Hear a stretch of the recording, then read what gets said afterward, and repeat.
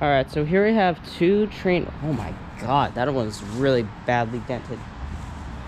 It's a music room. It's two Trane XBs. That one's jacked. This is the first one. Climate to precipitating.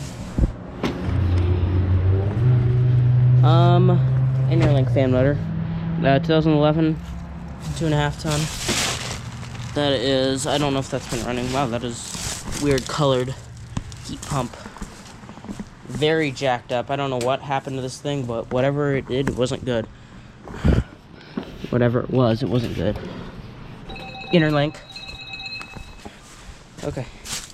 2011, 2.5 ton. Gotta get going soon. Hold on.